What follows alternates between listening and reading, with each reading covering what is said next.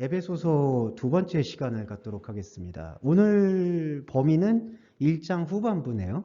1장 15절에서 1장 23절까지 말씀을 보겠고, 전체적으로 1장 1절에서 14절까지는 그 속량에 대한 의미, 그리고 한글 번역 중에 때가 찬 경륜에 대한 의미, 그리고 키워드가 됐던 말씀은 이제 하나님 시간에서의 예정, 거기에 대해서 조금 살펴봤던 것 같고요.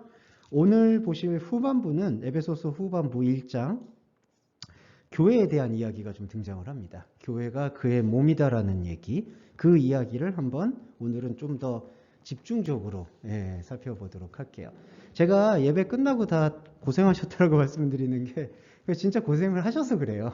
예, 그 마치 이렇게 중노동을 하셨던 것처럼 머리가 좀 피곤하실 수도 있는데 이 시간만큼은 그 피곤한 수 있겠지만 머리를 좀 많이 모아주시고 마음을 모아주셔서 하나님 말씀이 좀 관통되는 시간이 되었으면 좋을 것 같습니다. 자, 간단히 사진 또 하나 맛배기를 준비했고, 이게 에베소 교회라는데 교회 터적이라는데 뭐 저는 별로 이상하게 감흥이 안 와. 뭐 여기 성지순례 다녀오신 분도 계시겠지만은 저는 아직 가보지는 않았는데 이상하게 그렇게 크게 감흥이 안 오는 것 같아요. 진짜 가보면 뭔가 감흥이 있을까라는 생각은 해보게 됩니다. 뭐 근데 저기 우리 그 주목사님 말씀하실 때는 그 바울이 직접 있었던 교회가 뭐 나중에 쉬는 시간에 한번 여쭤보고 싶은데 거기는 정말 좀 뭉클한 마음이 있다고 하더라고요. 예, 근데 여기는 에베소 교회 유적인데 그 에베소 교회 유적이 뭐 그렇게까지 은혜롭게 다가오지는 않았다. 예, 저는 그렇게 말씀드릴 수 있을 것 같아요. 네. 자, 그럼 본격적으로 이 사진 보셨으니까 이제 안구 정화를 하셨고 본격적으로 그러면 시작을 좀 해보도록 하겠습니다. 자.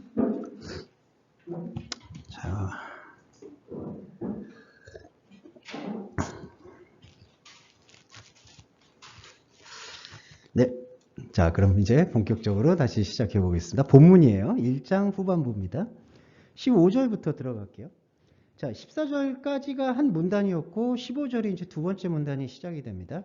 이로 말미암아 주 예수 안에서 너희 믿음과, 여기 먼저 한번 볼게요. 주 예수라고 했는데, 자, 에베소서에서는 계속 그 N 용법이라고 해서 어디 안에 있는 걸 강조하거든요. 근데 여기 보시면 독특한 게 주로 하나님 안에서 아니면 그리스도 안에서를 많이 쓰는데 여기는 주 예수 안에서라고 사용합니다. 그러면 이거는 어떤 걸 언명하냐 하면은, 자, 예수와 그리스도라는 명칭이 있을 때 예수님만 이렇게 따로 떼어놔서 했을 때에는 요거를 현상적인 걸 강조하는 어법이에요. 예. 자, 그리스도는 본질적인 것이고 예수는 현상적인 것. 근데 결국에는 다 통합이 된 거죠. 예수 그리스도로. 그런데 굳이 여기서 바울은 여기서 이걸 구분해서 표현을 한 거예요. 주 예수. 그러니까 이게 바로 이제 역사적이거나 현상적으로 하나님을 만나는 상태를 주 예수 아니라고 얘기를 해요. 그런데 저희가 이제 로마서 믿음에서부터 믿음으로를 보셔서 느끼셨겠지만 주 예수 현상 안에서 하나님의 진짜 뜻을 만나요. 그게 뭐냐면 그리스도예요. 그러면 그 그리스도와 교감을 일으킵니다. 그리스도와 교감을 일으키는 상태를 여기서 바울은 너희의 믿음이라고 표현을 하는 거예요. 정리해보면 주 예수 안에 있는 너희의 믿음은 그리스도라는 얘기를 얘기하는 겁니다. 네. 그러니까 조금 마트로스티카 인형처럼 생명의 기원을 계속 밝히는 거예요. 처음에는 주 예수, 현상적으로 하나님을 만나요. 근데 하나님을 만나서 비록 현상적인 문제가 해소가 됐지만 그 안에서 우리 존재가 갈급함을 느껴요. 아, 이것만이 나의 인생의 전부가 아니겠다. 그래서 자기 안에 본질을 찾게 돼요. 그러면 참 믿음이 들어와요. 그러면 참 믿음을 통해서 그리스도를 발견해요. 그 다음에 다시 그리스도 안으로 또 들어가서 그 안에서 또 생명을 보게 되는 과정을 다시 한번 15절에서는 설명하고 있어요. 주 예수 안에서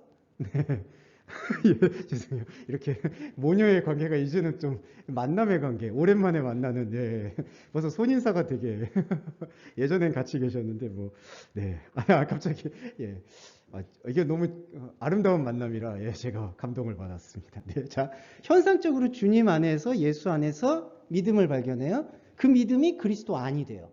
그럼 그리스도 안에서 또 생명이 들어와요. 이제 이 관계로 지금 바울이 펼치고 있다. 자, 그러면 다시 전개를 해볼게요.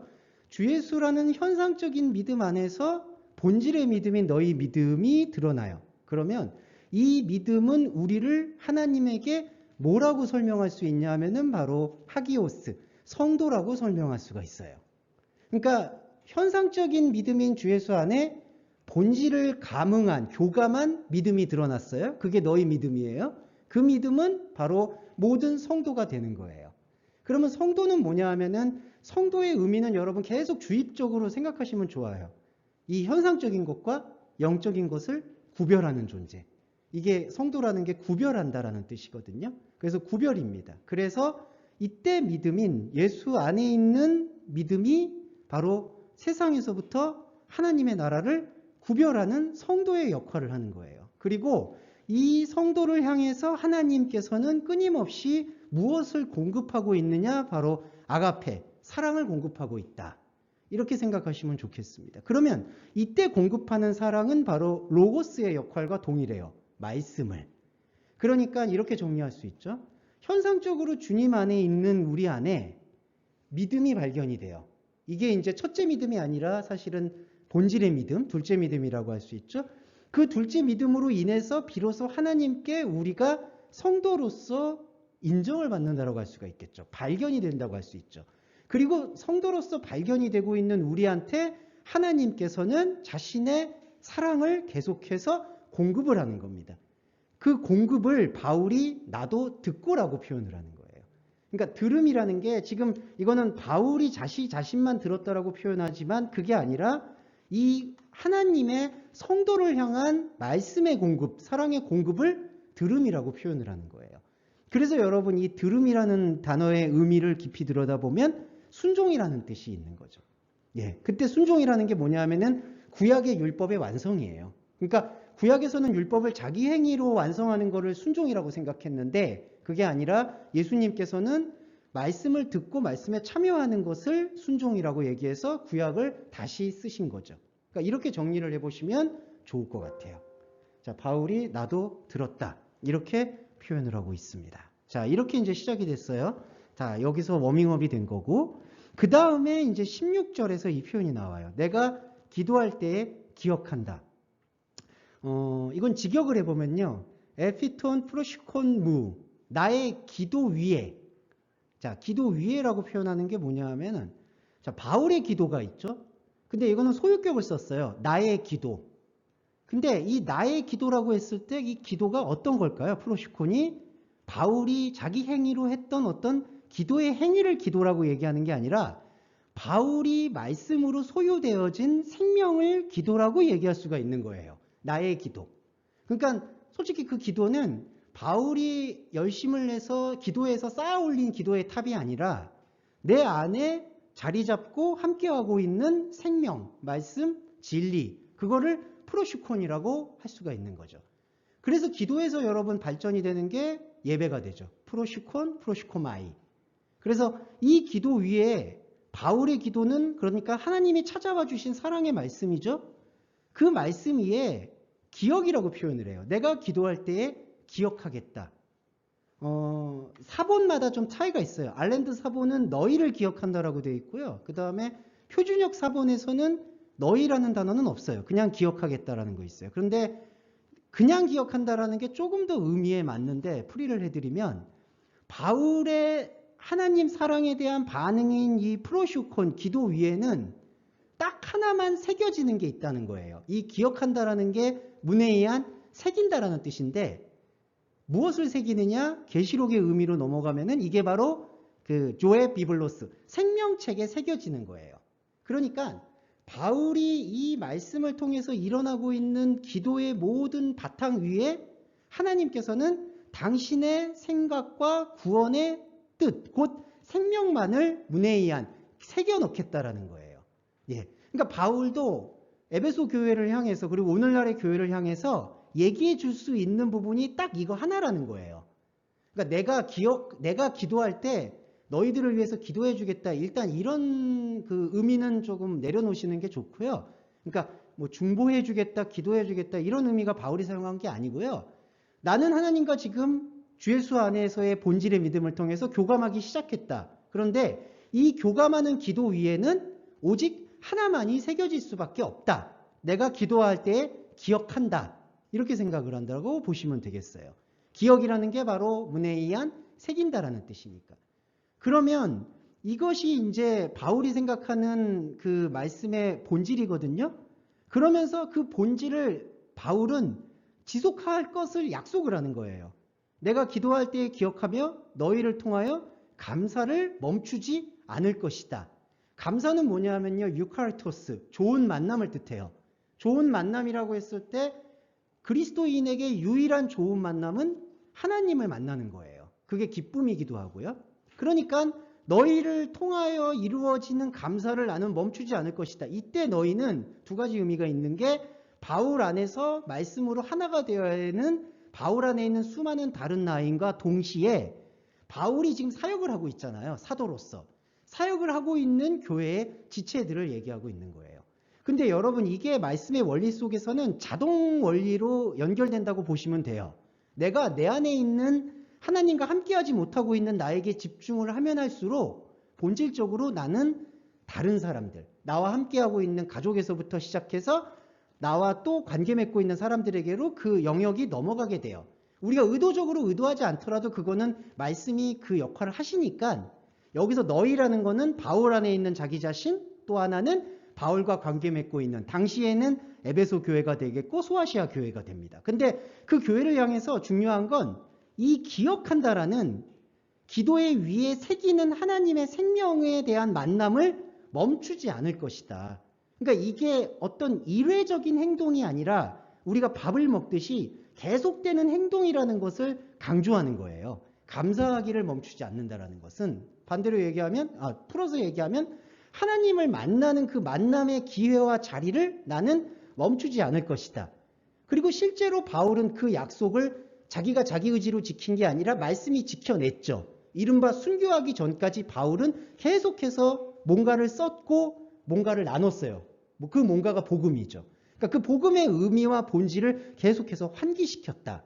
그래서 요점은 15절과 16절의 요점을 정리해보면 우리는 현상적인 믿음에서부터 분명히 시작을 합니다. 그러니까 여러분들도 힘드실 수 있지만 여러분 주위에서 현상적인 믿음에 대해서 답답함을 느끼실 수는 있겠지만 그거는 사람마다 시간의 편차라고 생각하시는 관대함을 가지셔야 돼요. 그러니까 나는 지금 본질의 믿음 안에 들어왔고 근데 본질의 믿음 안에 들어오지 못한 분을 보게 되었을 때 우리가 자칫 범하게 되는 오류나 실수가 저 사람은 아직도 멀었구나라는 자기 판단이 생길 수는 있습니다. 근데 그런 건 우리가 겸허하게 내려놔야 돼요. 왜냐하면 하나님 시간의 기준은 차이가 없기 때문에 나보다 지금 조금 늦게 받아들인다라고 해서 그분이 뭐 마음이 완고하다든지 뭐가 그런 맥락은 아닐 수 있거든요. 자, 그런 게 바로 현상의 믿음이에요. 그러니까 현상의 믿음의 스텝이나 단계는 사람마다 모두 달라요. 그래서 우리 공동체가 이제 조율해야 되는 게 이제 그런 부분이죠. 그러니까 서로 믿음을 받아들이시는 단계나 개념이나 컨셉이 조금씩 다르기 때문에 거기에 대해서는 현상적인 믿음의 단계나 흐름에 대해서는 모두가 관대함을 가지셔야 돼요. 그런데 우리가 지금 이게 선포되는 말씀 행위잖아요. 선포되는 지점에서는 말씀에 대해서는 하나로 무조건 수렴이 될 수밖에 없고 그것 외에 다른 복음을 섞어서는 안 돼요. 그래서 저희의 예배도 바로 그 현상적으로 떠도는 믿음 속에서 본질의 믿음을 추출을 할 수밖에 없음을 말씀드리는 거죠. 거기에는 타협이 있을 수가 없는 거예요. 그래서 주 예수 안에서의 너희 믿음은 바로 떠도는 현상적인 모든 그것이 기복신앙이 되었든 아니면은 어떤 신비적 신앙이 되었든 그런 어떤 떠도는 믿음 안에서 그 아니라고 얘기했을 땐 이걸 토대를 얘기하죠. 하지만 그 토대 안에서의 중요한 것은 본질의 믿음이다. 그러니까 이게 내 의지의 믿음이 아니라 말씀을 통한 믿음. 그러면 그 말씀에 통한 믿음을 가지고 느끼는 자를 하나님께서는 하기오스 성도라 불러주시는 거고 그 성도에게 아가페 당신의 사랑 말씀을 부어주시는 거예요. 그 부어주심에 교감하고 지속하는 게 내가 듣는다. 그거예요. 그러니까 저와 여러분도 그 공급하시는 아가페를 지금 듣는 거예요. 그러면 이게 순종이고 구약의 율법의 완성이 되는 겁니다. 그러면 산상수훈에서 예수님 말씀하신 율법의 1.1획이라도 버리지 않고 다 이루리라는 말씀이 성취가 된다고 보시면 되는 거예요. 자, 그 성취 속에서 우리는 또 하나 도출해내는 게 바로 기억이에요. 어떤 걸 기억하느냐? 우리가 예배를 하고 우리가 말씀을 듣고 우리가 생명을 들었던 이 모든 프로시포, 기도의 흐름 속에서는 딱 하나 하나님의 사랑 곧 그리스도의 말씀이 문외이한 기억이 된다. 그리고 이거는 하나님과 우리와의 약속인데 하나님도 내가 기억하는 그리스도만 기억해 주시겠다는 거예요. 그러니까 다른 어떤 인간의 업적, 공력, 인간이 지금까지 쌓아 올렸던 것들, 그런 것들을 기억하시진 않는다는 거예요. 그게 기억의 본질이고, 그리고 우리는 이 기억에 새겨진 그 기억이 점점 더 우리의 어떤 영적 감각과 혼적 감각에 선명해지도록 나와 내 안에 있는 다른 나와 아니면 나와 관계 맺고 있는 사람들에게 유카리토스, 감사함을, 좋은 만남을 계속해서 멈추지 않아야 한다는 거죠. 그러니까 바울이 자기 자신의 의지를 에베소서를 통해서 밝힌 거거든요. 감사를 멈추지 않겠다. 이렇게 밝히신 이유는 너희들도, 그러니까 앞으로 말씀을 듣게 되는 우리들도 이 유카리토스, 감사를 멈추지 말아야 할 거다라는 것을 지금 강조하고 있는 겁니다. 자, 이게 15와 16절의 말씀입니다. 자, 들어가면 이 바울이 뭐 하나 빼놓을 수가 있는 게 없다 보니까 좀 자세하게 가는 것 같아요. 양해해 주시고요. 우리 주 예수 그리스도의 하나님. 자, 여기서는 이제 이게 통합이 되죠. 우리 주 예수 그리스도. 그러니까 앞에서 15절하고 16절에서는 주 예수 안에서의 믿음, 성도, 사랑 이렇게 지금 전개가 됐다가 17절에서 다시 한번 통합을 하죠. 주 예수 그리스도의 하나님. 자, 이것도 이해를 해볼게요. 자, 하나님이 그냥 하나님이 아니라요. 이것도 중요한 게 그리스도의 하나님이라는 거예요. 지난주에도 말씀을 드렸지만 사실 하나님은 그리스도의 하나님이 아닌 경우도 허다해요. 그러니까 자기가 그냥 믿고 싶어 하는 하나님이 엄청 많아요. 안타깝지만 그걸 성경에서 우상숭배의 다른 복음이라고 부르는 거죠. 근데 여기서는 바울이 이거를 아주 직접적으로 연관을 지어서 설명한 거예요. 그리스도의 하나님. 그러니까 주 예수도 중요한데 주 예수는 아까 현상적인 부분이라고 말씀드렸고 주 예수의 믿음 안에 본질의 믿음이 용해가 돼서 우리 안에 스폰지처럼 젖어든 상태를 주 예수 그리스도라고 표현할 수 있죠. 그때 드러나는 하나님이 바로 뒤에 문장 영광의 아버지라는 거예요. 그러면 여러분 영광이라는 단어는요. 그 도그마라는 뜻이거든요. 독사 헬라어에서 유래한. 그건 뭐냐? 영광이라는 게 이렇게 막 빛이 비춰진다라는 뜻이 아니라 생각의 일치라는 뜻입니다. 뜻의 일치, 생각의 일치. 그러니까 하나님의 생각과 나의 생각이 일치한다. 그게 영광이에요. 하나님의 생각과 내 생각이 일치하게 될 때 우리는 너무나 자연스럽게 아바 아버지를 부르게 됩니다. 그 바울의 표현 중에 제가 지금 그 서신이 기억은 안 나는데 하나님을 아바 아버지라 부르는 경우가 나오거든요. 그게 이제 구약과 신약의 통합을 상징하고 있는 건데 영광, 하나님의 생각과 우리의 생각이 일치하면 우리 안에 나오는 거는 바로 아버지라는 탄성밖에 없는 거예요. 그러니까 그리스도의 하나님은 결국 아버지라 부를 수 있는 하나님이 된다는 거예요. 이 영적인 족보가 완성이 될 때 그것이 곧 우리의 구원이고 생명이다. 이렇게 이해하시면 될 것 같아요. 그러니까 바울이 하나님에 대한 이름을 호칭을 할 때도 이런 관계를 되게 세심하게 밀어놓고 있다. 그거를 저희가 풀어서 이해할 필요가 분명히 있어요. 그렇지 않으면 그냥 어디 가서도 그냥 아버지, 어디 가서도 그냥 하나님 이렇게 그냥 아무 무분별하게 쓰게 될 때 죄송한 말인데 다른 복음은 틈탈 수밖에 없어요. 그게 필연적으로 그렇습니다. 그래서 우리가 이런 것들을 좀 세심하게 결정을 하고 읽어야 돼요. 자, 주 예수 그리스도의 하나님은 곧 영광의 아버지세요. 하나님과 우리의 생각의 뜻이 일치되는 순간 나오는 아버지, 영적 족보로서. 근데 이 영적 족보의 아버지가 우리한테 무엇을 주냐 하면은 지혜와 계시의 영을 주세요. 근데 여기서 말씀의 해석의 순서가 달라진 게 이건 좀 풀이를 해드릴게요. 지혜와 계시의 영을 너희에게 주어서 하나님을 알게 하셨다 이렇게 되는데 그럼 이거는 영을 주어서 하나님을 알게 했다고 하는데 헬라어 원문은 그게 아니고요. 영광의 아버지가 하나님을 깨달을 수 있는 터전 안에서 지혜와 계시의 영을 너희에게 주었습니다. 이렇게 번역하는 게 직역상 맞는 얘기예요. 그러니까 영을 주어서 하나님을 알게 했다. 그러면 여러분 이게 어떻게 되냐면 영이 수단이 되는 거예요.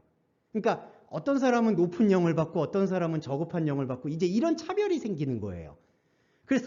그래서 영을 받아서 하나님을 깨달았다. 이렇게 하는 게 아니라 하나님을 철저히 알 수밖에 없는 터전, 이 하나님을 알게 하는 것 터전이라는 게 바로 엔 크리스토, 그리스도 아니에요. 그러니까 우리가 하나님을 내 자신의 영으로 아는 게 아니라요. 하나님은 이미 당신 자신을 알 수 있는 터전을 마련하신 거예요. 그게 바로 그리스도 안입니다. 그리스도 안이 바로 요 하나님을 알게 하시고라고 번역된 엔 에피그노세이 아우트예요. 여기 엔 용법 보이시죠? 이게 전치사 인이에요. 안. 하나님을 철저하게 알 수 있는 그 공간 안에서 우리한테 지혜와 계시의 영을 주신 거예요. 자, 그러면 하나님을 알게 하는 게 바로 그리스도 아니에요. 여기가 하나님을 깨달을 수 있는 생명 터전입니다. 거기서 어떤 영을 주시냐 하면 지혜와 계시의 영을 주시는데, 이것도 잘 이해해 주셔야 되는 게 영이 지혜의 영이 있고 계시의 영이 있고 이게 아니에요. 원래 푸뉴마는 딱 하나예요. 하나님의 상태, 하나님의 생명, 그게 푸뉴마예요. 그냥. 그러니까 그 푸뉴마에는 어떤 성격이나 상태가 없어요. 근데 왜 지혜와 계시의 영이라고 표현했느냐? 우리 때문에 그래요.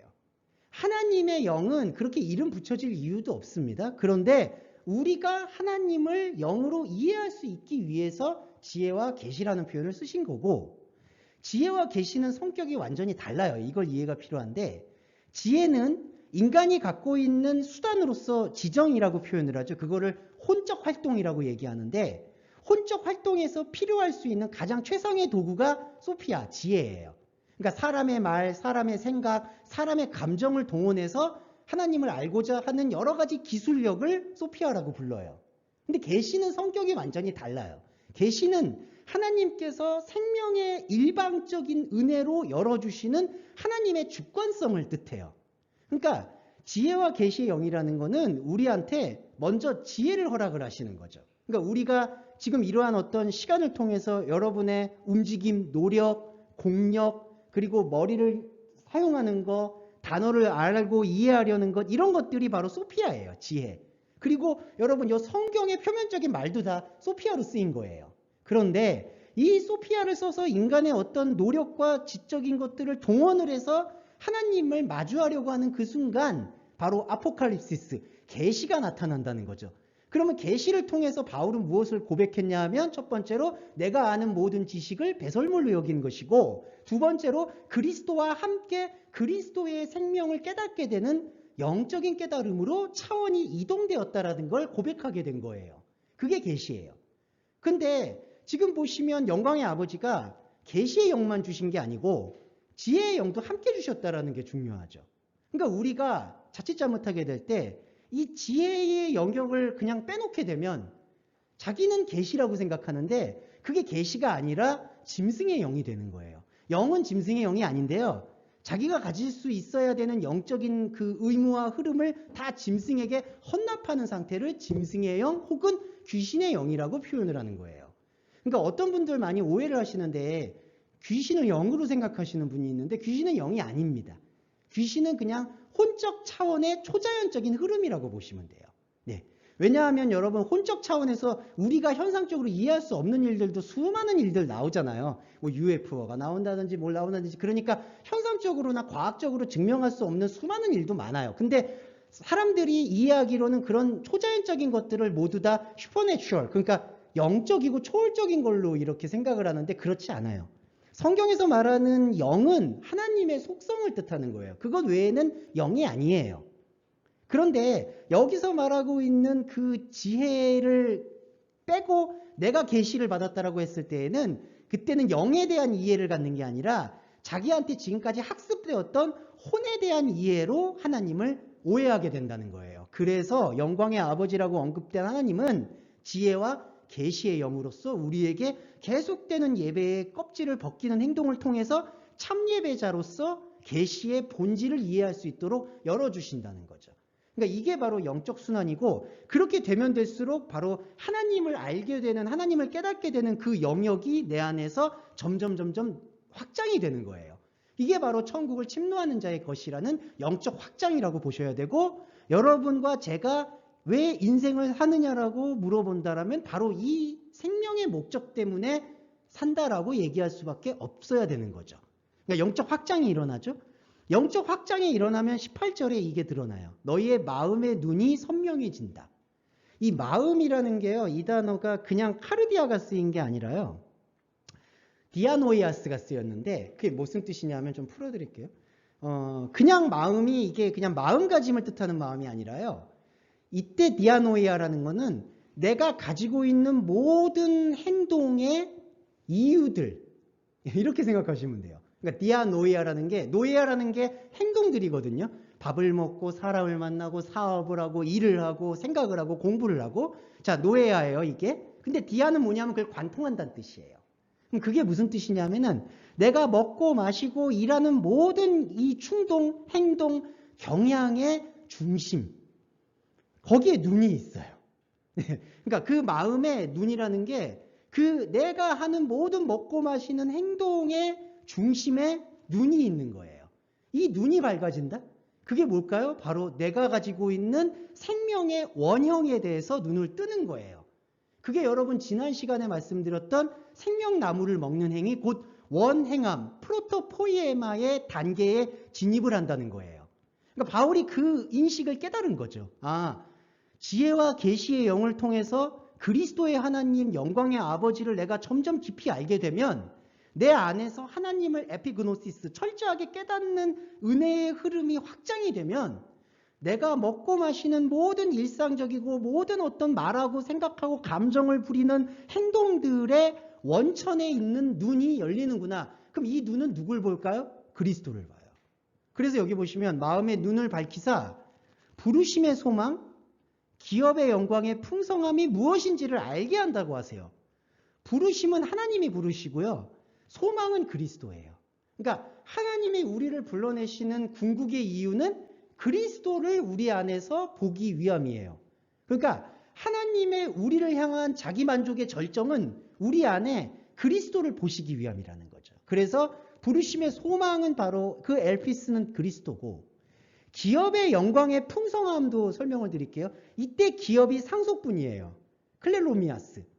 그러면 상속은 뭐였죠? 지난 시간에 우리가 죽음으로써 비로소 얻게 되는 유업이에요. 그러면 우리의 죽음은 뭘까요? 우리의 자아의 죽음을 뜻해요. 하나님을 잃어버린 채 방황하던 자아가 죽어요. 그리스도로 인해서. 그러면 그리스도에 의해서 자아가 죽으면 그리스도로 인해서 삶을 경험하기 때문에 하나님 생각과의 일치가 일어나요. 그게 영광이에요. 그러면 마지막으로 플로토스 말씀드릴게요. 그 생각의 일치를 통해서 우리는 우리의 존재가 어디로 이행이 되냐 하면 이 육신의 영역, 육신의 생각, 육신의 마음이 아니라 하나님의 영적인 체질이 있어진 영적인 차원으로 넘어간다는 거예요. 이게 풍성함이에요. 왜 풍성함이냐? 왜 풍성함이냐고 하면 이게 가득 채워져서 넘어간다는 얘기예요. 플로스. 그러니까 이게 6월절의 개념과도 인식이 동일하다고 보시면 되는 거죠. 자, 우리가 먹고 마시는 모든 일들의 근원에는 눈이 있는데 그 눈이 열리게 되면 우리는 필연적으로 그리스도를 볼 수밖에 없어요. 소망과 풍성함을 볼 수밖에 없어요. 그러면 눈을 보게 된다는 건요, 눈이 열린다는 건요, 그때부터는 필연적으로 하나님을 이해하는 세계와 차원으로 내 자신이 넘어갈 수밖에 없다라는 사실을 선포한 거예요. 여러분이 여러분 자신한테, 제가 제 자신한테, 바울이 바울 자신한테 그거를 선포했다는 거죠. 자, 이 선포를 통해서 잠시만요. 어머. 지난주에 너무 늦게 끝나가지고 좀 송구했습니다. 오늘은 뭐 정시에 끝나지 않을까라는 그런 기대를 가져보는데요. 네. 이게 왜 그러냐면 좀 용량에 대한 그런 것도 있는 것 같아요. 제가 예전에 막 의욕이 넘칠 때는 막 3시간, 4시간 이렇게 했는데 그거는 좀 나중에 처음에 다 여쭤보니까 처음에 1시간 들었던 거 기억이 나고 나머지 한 3시간 기억이 안 난다 그렇게 말씀하시더라고요. 그래서 아, 우리가 주일 예배를 할 때는 집중력 있게 하는 게 중요하구나. 그걸 좀 깨울 때 이렇게 되었습니다. 자, 그래서 너무 오래 한다라고 생각하시는 분도 조금 양해해 주시고 너무 짧게 한다라고 생각하시는 분도 양해해 주시고 감사하겠습니다. 근데 너무 짧게 한다고 생각하시는 분은 많지 않으실 것 같은데. 네, 그렇게 볼게요. 네, 자, 사족이 길었습니다. 20절 갈게요. 이제 갑니다. 이제부터가 좀 중요한데 이게 바울이 이제 좀 포인트를 주는 장면이에요. 그의 능력이 그리스도 안에서 역사하사. 자, 그의 능력이 뭐냐면 바로 하나님의 능력이에요.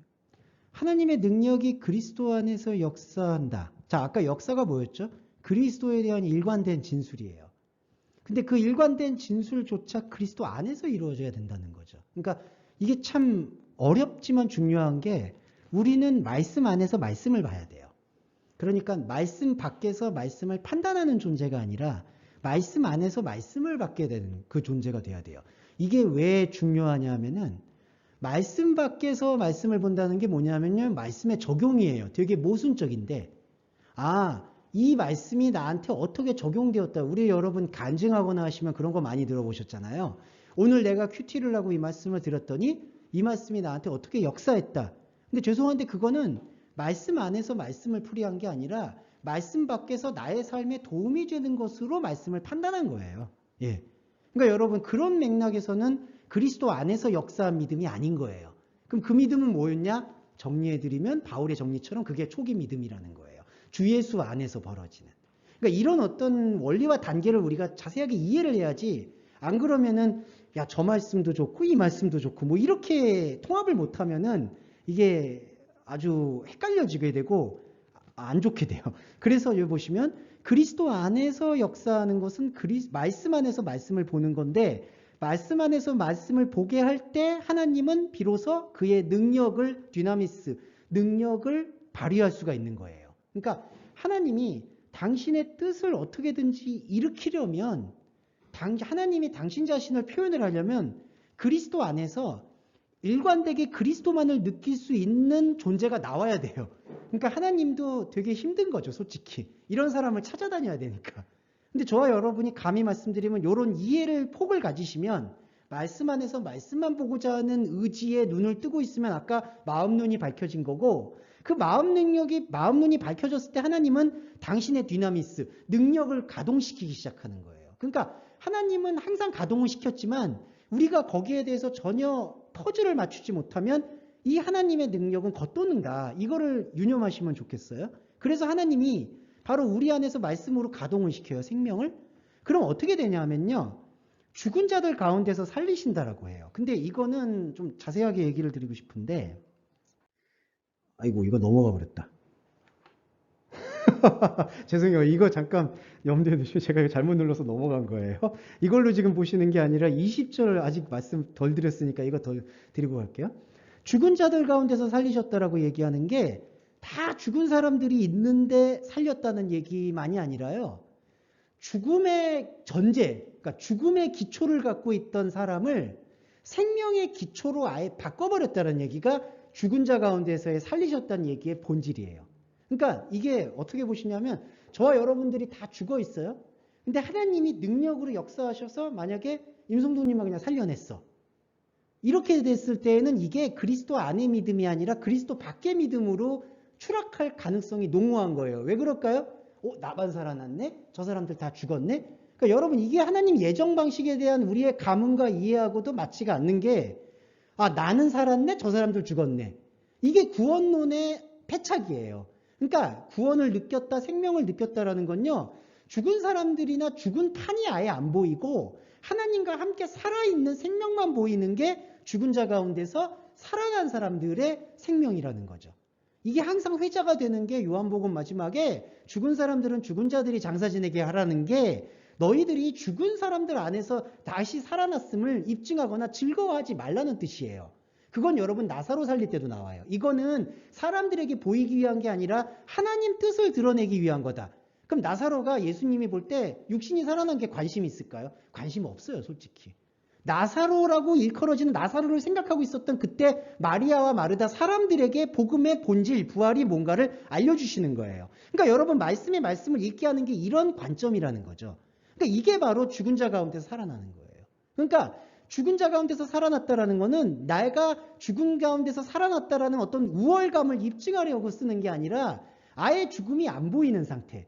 하나님의 능력만 내 안에서 가동하는 상태가 바로 그리스도인의 생명 상태라는 거죠. 그러면 더 이상 죽음이 나를 범접할 수가 없는 거예요. 이게 바로 죽은 자 가운데서 살리신 거예요. 그리고 두 번째로 하늘에서 자기의 오른편에 앉히셨다고 하거든요. 자, 하나님이 당신의 능력으로 그리스도를 오른편에 앉혔다. 이건 계시록에서도 나오는데 여러분 이거는 이해가 아마 하실 거라고 봐요. 오른편은 활동을 뜻해요. 움직임이에요. 영어로 액티비티인데 그 액티비티함을 허락했다는 거예요. 하나님이 그리스도에게. 그러니까 보좌 우편이라는 게 저 멀리 있는 하늘을 얘기하는 게 아니라 20절에 하늘에서라는 게 지난주 시간에 제가 에피우라노 말씀드렸죠. 하늘과 땅의 접점이에요. 그 경계. 그러니까 하늘과 땅의 접점에서 그리스도를 하나님이 오른편에 앉히셨다. 그거는 계속해서 그리스도가 활동할 수 있도록 열어놨다. 그러니까 그리스도의 활동을 우리가 이해하게 되면 하나님의 능력이 내 안에서 역사하게 되는 거고, 내 안에서 하나님의 역사하심이 일어나면 더 이상 우리는 네크로스, 죽은 것으로부터 자유롭게 된다는 거죠. 그러니까 그리스도인은 이 완전한 죽음으로부터 벗어나게 되는 거예요. 나를 믿는 자는 죽어도 살겠고 살아서 믿는 자는 영원히 죽지 않는다. 그러니까 하나님과 상관없는 어떤 것들도 이제 우리를 한 터럭도 간섭할 수가 없다라는 것을 바울이 깨달은 거죠. 그러니까 이 깨달음이 우리한테도 그대로 들어와야 되는 것을 바울이 요청하고 있는 게 에베소서라는 거예요. 자, 이랬죠. 그 흐름을 가지고 21절과 22절을 보시면 모든 통치와 권세와 능력과 주권. 자, 이 네 가지 단어를 열거하는 게 바울의 의도가 뭐가 있을까요? 바로 세상에서 무언가 뿌리를 내고 싶어 하는 욕망을 대표하는 단어가 이 네 단어예요. 아르케, 엑수시아, 디나미스, 그 다음에 크리스토스. 네. 자, 통치, 권세, 능력, 주권. 이게 참 죄송한 말인데 그리스도인이 제일 좋아하는 단어기도 해요. 네. 통치하고 권세를 행사하고 능력을 발휘해서 주권을 하나님께 양도드린다. 근데 죄송한데 양도를 하나님한테 안 드려. 일단 자기 영광을 채우고 난 다음에 그 영광을 하나님 영광이래. 죄송한데 그거 완전히 장사예요. 자, 통치, 권세, 능력, 주권이라는 걸 여기다가 그 뭔가 지배하고 다스리는 단어를 여기다가 다 압축해서 밀어넣었다는 것은 이거를 넘어서야지만 그리스도가 보인다라는 것을 역설한다는 것을 우리가 이해해야 된다는 거죠. 왜 그러냐 하면 모든 통치, 권세, 능력, 주권과 이 세상뿐 아니라 오는 세상에 일컫는 모든 이름 위에 휘페라노, 뛰어나게 하시고 라고 했는데 이런 번역이 사실은 성경에 대한 묵상을 망칩니다. 이건 단언컨대 망쳐요. 왜냐하면요, 뛰어나다라고 얘기하면 뭘까요? 지금 있는 통치보다도 더 뛰어나게 한다는 얘기잖아요. 그게 아니에요. 휘페라노는 아예 벗어나게 하겠다는 거예요. 네. 그러니까 모든 통치, 권세, 능력, 주권, 그리고 모든 이름을 벗어나게 하겠다. 지난 시간에 저희가 이름이 없어진 그리스도인 말씀드렸잖아요. 그래서 하나님으로 인해서 이름이 다시 명명되는 게 중요하다고 말씀드렸죠. 여기 보시면 자, 죽은 자 가운데서 살아났죠. 하나님께서 그리스도를 오른편에 앉았고 우리도 그 오른편에 앉은 그리스도와 함께 말씀을 묵상하는 그리스도 안에 있는 신앙과 믿음을 성취하고 있죠. 그러면 이렇게 성취하고 있는 그리스도인이 이 세상에 대해서 받아들여야 될 눈이 뭐가 돼야 될까요? 통치, 권세, 능력, 주권을 넘어서는 그것과 무관하는, 그러니까 아무런 통치가 없어도 그냥 하나님과 교감할 수 있는 영적인 담대함이 나타나야 된다는 거죠. 그러니까 바울이 그거를 말한 거예요. 근데 이걸 이렇게 번역하면 어떡해요? 뛰어나게 하시고. 이런 번역의 아쉬움은 어떻게 얘기해도 저는 사그라들지 않는다고 생각해요. 이거 바꿔야 돼요. 휘페라노. 그러니까 그 모든 이름을 의미 없게 하시고 이렇게 표현하는 게 오히려 정확하다는 거죠. 자, 그리고 이 의미를 여기서 22절에서 갖고 들어오는데 만물을 그의 발 아래 복종하게 하신다고 하죠. 자, 이런 거 잘 해석을 드릴게요. 그의 발이 누구냐면 그리스도예요. 근데 그리스도가 지금 어디 앉아 있냐면 하나님 오른편에 앉아 있어요. 오른편은 활동이에요. 어디에 대한 활동일까요? 인간의 생활과 인간의 삶에 대한 활동이신 거예요. 그러니까 여러분 계시록에서도 그렇고 여기도 예수 그리스도가 우편 보좌에 앉았다는 건요. 지금도 일하신다는 얘기예요. 말씀으로 우리한테. 계시록에서도 그러잖아요. 하나님께서 그 당신의 아들을 우편 보좌에 앉혔다. 그리고 12장로 뭐 12지파 24장로도 뭐 앉혔다 이러잖아요. 그게 어디 자리에 앉혔다는 게 아니라 활동하게 하겠다는 거예요. 자, 그러면 그리스도의 발은 활동성이에요. 근데 그 활동이 어디를 통해서 활동할까요? 만물 안으로 들어와서 활동을 해요. 만물은 누구죠? 우리의 삶이에요. 우리예요. 우리 만물 안으로 그의 발이 들어왔어요. 그리고 복종이 된다는 게 뭐냐면요. 이 휘펙탁센이라는 게 질서가 달라진다는 뜻이 있어요. 그러니까 복종이라는 뜻은 뭐냐면요. 이렇게 막 억지로 힘으로 이렇게 복종시킨다 이 뜻이 본질이 아니라 우리가 지금까지 따라왔었던 만물의 질서가 있잖아요. 근데 이 질서가 과연 하나님의 질서였냐? 그게 아니었다는 거죠. 하나님을 잃어버린 질서잖아요. 그래서 이 그리스도의 발이, 그리스도의 활동이 우리가 하나님을 잃어버린 채 돌아다녔던 여러 가지 활동들을, 질서를 해체하고 하나님의 생명의 질서로 다시 재편하겠다는 게 바로 복종의 의지라는 거죠. 그러니까 만물을 다 하나님께서 아들을 줘가지고 막 다 지배하게끔 무슨 지배권을 줬다 이런 뜻이 아니라 만물이 지금 하나님과는 전혀 다른 오염된 길을 걷고 있는 거거든요. 그 안으로 하나님께서 그리스도를 보내셔서 그리스도가 오른편으로 상징되는 영적 활동을 일으키게 해서 새로운 질서를 우리한테 재편하게 하시는 거예요. 그게 여러분과 제가 받아들이는 질서의 변환이라는 거예요.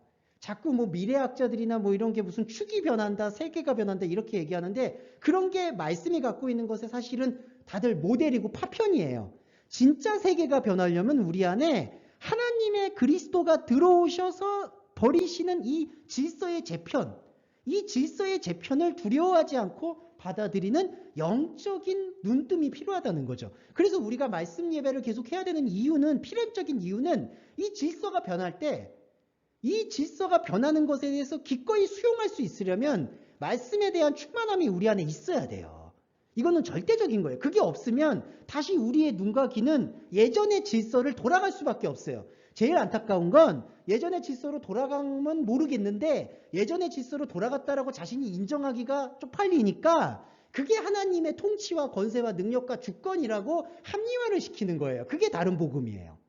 그래서 바울이 갈라디아서에서 다른 복음이 없다라고 아예 못을 박은 거예요. 그런 복음은 없다. 다시 돌아갈 수 있는 복음은 없다. 그러니까 저와 여러분도 새로운 질서의 흐름 속에 어찌되었든 눈을 뜨고 계속해서 움직여야 되는 거예요.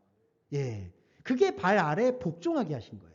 그리고 마지막으로 그를 만물 위에 교회의 머리로 삼으셨다. 이렇게 했는데 이것도 해석이 좀 돼야 돼요. 만물 위에라고 하는 게 아니라 휘페루판타거든요. 휘페루판타가 뭐냐 하면은 만물 대신에 만물을 넘어서서 이런 뜻이에요. 자, 이게 이제 어려워요. 왜 어렵냐면 만물을 복종하게 한 다음에 만물 위에 교회 머리 썼다. 그러면 여러분 이걸 잘못 이해하게 되면 만물도 하나님께서 지어서 통치하고 있고 교회는 만물 위에 있다. 그러니까 마치 교회나 종교가 세상 권력 위에 있는 것처럼 생각을 많이 해요. 예. 그래서 하나님을 믿는 사람들은 세상에서도 성공하고 누구도 지배하고 누구도 다스린다. 그리고 세상의 법이 감히 교회를 지배할 수 없다.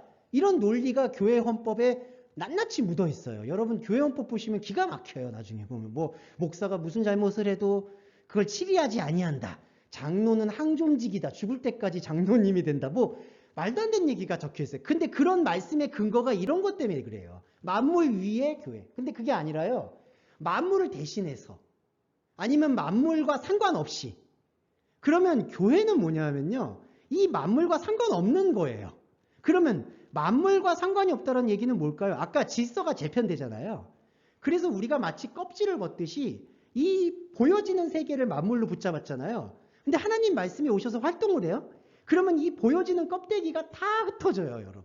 돌 하나도 돌 위에 남지 않고 흩어지죠. 이게 말씀의 본질이죠. 그러면 우리한테는 남는 게 없는 거예요. 그리스도인한테는. 이 66권 읽고 나면은 나는 먼지야, 먼지. 그러면 이 먼지를 누가 채워주느냐? 그게 교회예요. 그러니까 만물 위에다 세우는 게 교회가 아니라 만물 바깥에, 만물 대신에 이 만물은요 사라져요. 그리고 이 만물을 통해서 하나님이 영광 받는 일은 단 1도 없어요. 그러니까 이 만물은 그냥 흩어지는 거예요. 왜 그럼 흩어지는 거 만들어놨냐라는 건 전에 한번 설교를 드려서 말씀을 드렸고 여기서는 생략하고요. 그 만물 대신에 나오는 게 에클레시아예요. 그리고 그 에클레시아의 새로운 질서의 컨트롤 타워가 바로 그리스도다. 그 컨트롤 타워의 의미를 여기다가 머리라고 표현을 한 거죠. 그러니까 우리가 이제 그의 몸이 되는 거예요. 이 만물 대신해서 교회가 나왔고 교회는 그렇기 때문에 세상에서 어떻게 보면 유령처럼 둥둥둥둥 떠다니는 거예요. 네.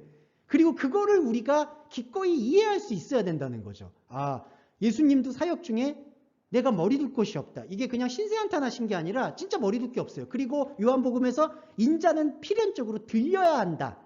이게 십자가 사건만 얘기한 게 아니라 현재 진행형을 써서 우리가 지금 사는 세상에서도 세상에 살고는 있지만 세상과는 아무 상관이 없다. 세상은 너를 아무리 기억을 해줘도 하나님은 너를 아무것도 기억 안 할 거다.